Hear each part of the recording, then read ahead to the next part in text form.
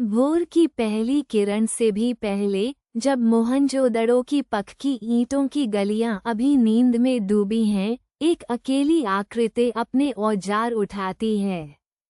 रुद्रक 70 वर्षों के अनुभव से झुकी दे, किंतु आंखों में अभी भी पत्थर को पढ़ने की वह अद्भुत क्षमता। उसकी छेनी की धातु ठंडी है, उसकी उंगलियां घिसी हुई, उसके घुटने सिंधु की नम हवा में दर्द से कराहते हैं, फिर भी वह रुकता नहीं। तांबे की छेनी पत्थर पर पड़ती है और वह परिचित स्वर टन भोर के सन्नाटे में गूंज उठता है।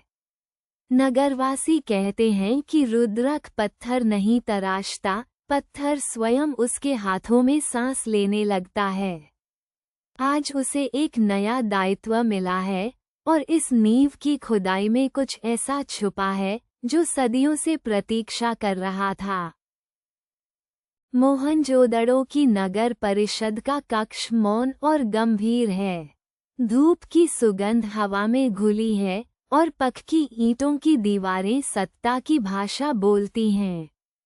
आज परिषद के वरिष्ठ जन वृद्ध शिल्पकार रुद्रक को एक ऐसा दायित्व सौंपते हैं जो उसके समस्त जीवन का सार बन जाएगा, महास्नानागार के पूर्व में एक नए देवस्थान का निर्माण। रुद्रक के हाथ, जो दशकों से ईंट, चूना और पत्थर को आकार देते आए हैं, एक क्षण के लिए थरथराते हैं। उसके होठों पर कृतज्ञता है, किंतु छाती में एक अनजाना भय भी धड़कता है। ये प्रसन्नता और आशंका का विचित्र संगम है।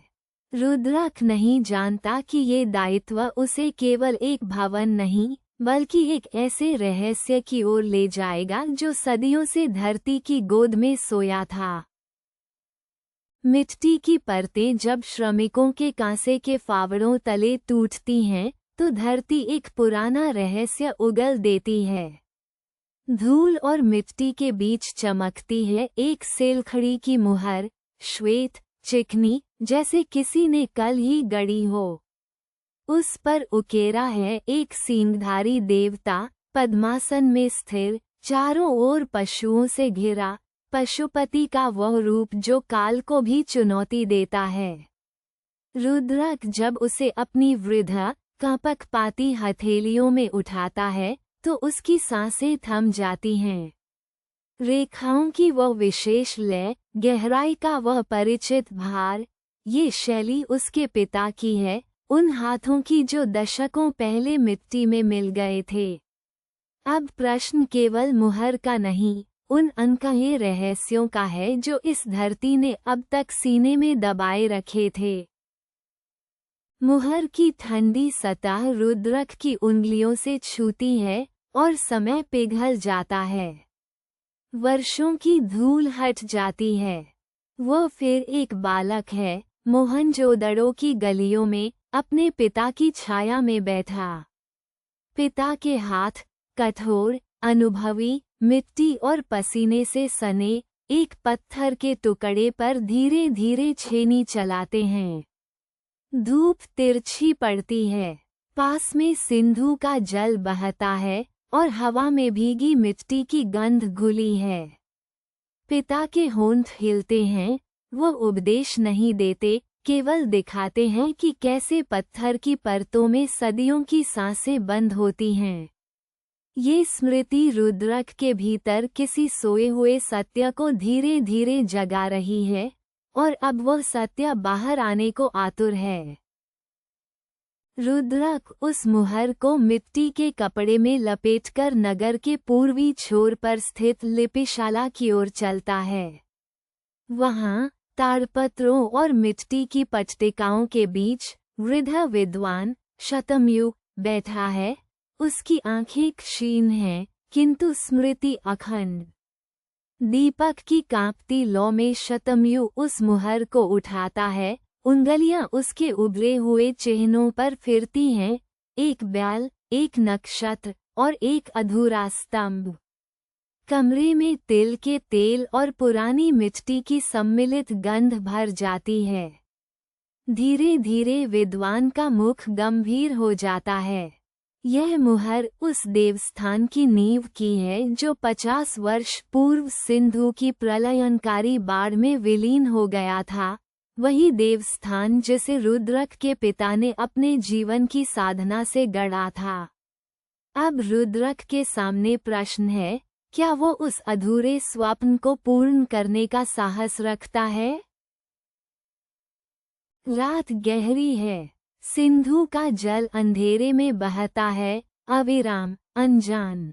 मोहनजोदड़ो की छतों पर मिट्टी के दीपक टिमटिमाते हैं, किंतु रुद्रक के भीतर केवल अंधकार है। वह पक्की ईंटों की छत पर बैठा है, हाथों में वह रहस्यमयी मुहर, ठंडी, भारी, मौन। परिषद का नक्शा उसके सामने है, सुव्यवस्थित रेखाएं, आधुनिक माप, नया विधान। किंतु उसके कानों में पिता की अनकही इच्छाएं गूंजती हैं, जैसे धान्यागार में संचित अनाज की महक, पुरानी, पवित्र, अमिट। वास्तुकार का हाथ कांपता है। पत्थर बनाना सरल है, पर किसकी स्मृति को अमर करना है, ये चुनाव असह्य है। भोर होने से पहले रुद्रक एक निर्णय की ओर बढ़ता है, जो इस नगर का भविष्य सदा के लिए बदल देगा। और तब उस धूल भरी भोर में रुद्रक का मन स्थिर हो जाता है। वह पुरानी मुहर को अपनी हथेली में थामे मिट्टी पर घुटने टेककर नई रेखाएं खींचता है, नींव की, स्तंभों की, द्वारों की। उसकी उंगलियां कांपती नहीं, वे बोलती हैं। शिष्य उसके चारों ओर घेरा बनाकर बैठते हैं, उनकी आंखों में जिज्ञासा और श्रद्धा एक साथ जलती है। पके ईंटों की गंध हवा में घुली है, सिंधु की शीतल लहरें दूर से गुनगुनाती हैं। रुद्रक की योजना में पिता की छेनी के निशान हैं, पूर्वजों की स्मृति है, और आने वाली पीढ़ियों के लिए एक अदृश्य संदेश है। पत्थर अब केवल पत्थर नहीं रहे, वे साक्षी बन चुके हैं। किंतु क्या यह नगर उस स्वप्न को संभालने के लिए तैयार है? परिषद भवन में मशालों की लौ कांप रही है। वृद्ध सदस्यों के चेहरों पर क्रोध और अविश्वास की छाया गहरी है। रुद्रक की बदली हुई योजना, जिसमें देवालय के केंद्र में वह रहस्यमयी मुहर को स्थापित करने का प्रस्ताव है, परिषद की आंखों में एक खुली अवज्ञा है। वे उठते हैं, उनके वस्त्र सरसराते हैं, उनकी मुठियां भींचती हैं। किंतु रुद्रक झुकता नहीं, वह पत्थर की भांति स्थिर खड़ा है, उसकी आंखों में भय नहीं, केवल एक शांत, अटल दृढ़ता है। उसके हाथ में वह पुरानी मुहर है, जो पीढ़ियों की चुप्पी को वाणी देती है। और अब परिषद को ये तय करना है कि वे उसे नष्ट करेंगे या उसकी बात सुनेंगे। महीनों की साधना आज अपने चरम पर है। मोहनजोदड़ो की उस भोर में, जब सिंधु की हवा पक्की ईंटों की गंध से भरी है और महास्नानागार के जल में सूरज का पहला प्रतिबिंब कांपता है, रुद्रक अंतिम शिला उठाता है।